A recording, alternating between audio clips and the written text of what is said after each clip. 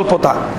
পিতামাতার 5 সন্তান, বলেন পিতামাতার অধিকার কি 5 জনের উপরে না 1 জনের উপরে? কয়জনের উপরে? 5 জনের উপরে। তো পিতামাতার উপরে কি একজনের অধিকার আছে না 5 ছেলেরই অধিকার আছে? 5 ছেলের অধিকার আছে। আপনার কাছে আমার প্রশ্ন, এক ছেলে ভাত দেয় কেন, বাকি 4 জন কি করলো? লাইনে আসেন, কথা বুঝার চেষ্টা করেন। বাপ মা আমারও, আমার বাকি 4 ভাইয়েরও।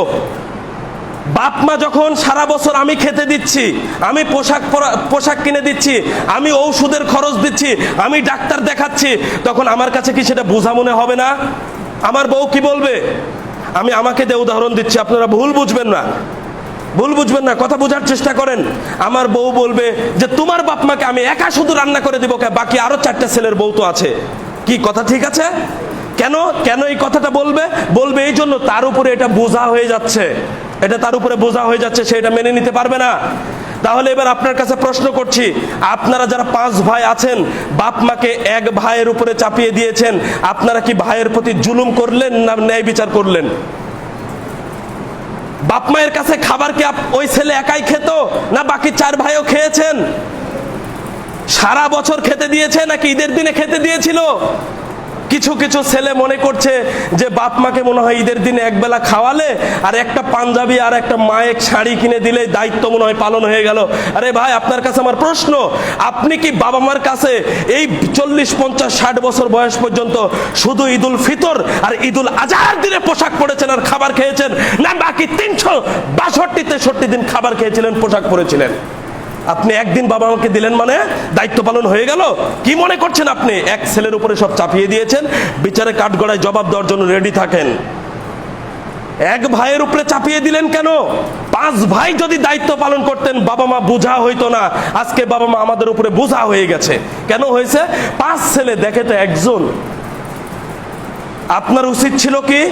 আপনার উচিত ছিল 4 ভাই উপস্থিত হবেন, বাবা মাকে ডাকবেন।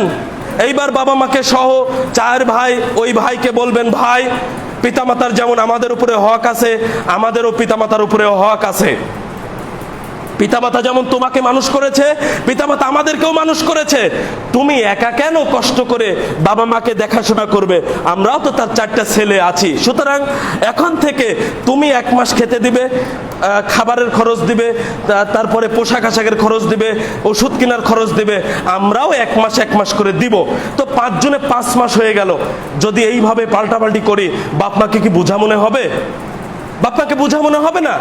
এর মধ্যে যদি কোনো ছেলে মন চায় যে বাবা মাকে আরেকটু বেশি দেখাশোনা করব, বাজারে এসেছে একটু ফলমূল কিনে নিয়ে গেছে, বাজারে এসেছে নিজের একটা পোশাক কেনার জন্য একটা পাঞ্জাবি একটা শাড়ি পছন্দ হয়েছে, বাপ মায়ের জন্য নিয়ে গেল, এগুলো আলাদা, সে করতে পারে।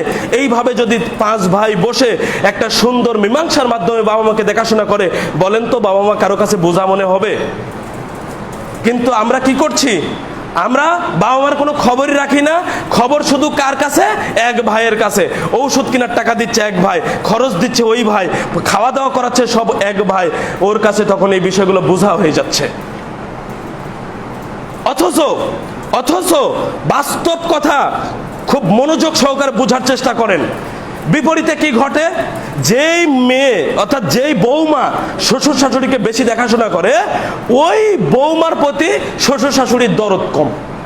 যে দেখে না, খোঁজ নেয় না, তারই প্রতি দরদ বেশি হয়ে যায়। আবার এরূপ কিছু আছে, কিছু, সবাই নয়, কিছু আছে। বাপ মা মরে গেছে, যেই বেটা দেখাশোনা করেছে, যেই বৌমা দেখাশোনা করেছে, ওরা ঘরের কোনায় ধীরে ধীরে কান্নাকাটি করে। আর যে কোনোদিন খবর নেয়নি, খাইতে দেয়নি, ওরা এমন হইচই করে কান্নাকাটি করে যে গ্রামের মানুষ জেনে গেছে সব দেখাশোনাই 4 বেটার বউ করছে, কিছুই করেনি। অথচ ওদের কান্নার আওয়াজ হলো সবচেয়ে উঁচু। পরীক্ষা করে দেখেন, পরীক্ষা করে দেখেন। আপনাদের যাদের বয়স হয়েছে তারা এটা ভালো বুঝবেন, বেটার বউ যাদের আছে। কথাগুলো বোঝার চেষ্টা করেন। বাবা মার কাছে আমি একা খাইনি, আপনারা 4 জন খেয়েছেন।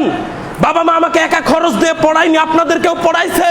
বাবা মাকে আমি একা দেখাশোনা করব কেন? এই চিন্তা যদি ওই ছেলে করে, বাবা মার অবস্থা এখন কি হবে? বাকি 4 ছেলে তো খোঁজ নেয় না। বুঝতে পারছেন অবস্থা কি হবে?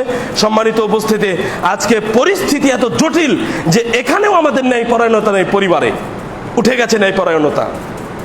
সম্মানিত উপস্থিতি, এবার আসুন আমরা আজকে এই ভাইয়েরা আবার কি করি, জমি বন্টন যখন হয় বাকি 4 ছেলে কি বলে যে ভাই তুমি একটু বাবা মাকে বেশি দেখাশোনা করেছ, 1 বিঘা জমি আজকে বেশি নাও, বলে? এটা কিন্তু বলে না। ওখানে কিন্তু কড়াই গন্ডায় মেপে হিসাব নিকাশ করে ওই ভাই যা পায় বাকি 4 ভাইও তাই পায়, অথচ বাবা মাকে দেখাশোনা করলো কে? একজন। তো আপনারা 4 জন কি ওই ভাইয়ের উপরে জুলুম করলেন না ন্যায় বিচার করলেন? বাবা মাকে চাপিয়ে দিয়ে বিচার বিশ্লেষণ করবেন। সম্মানিত উপস্থিতি,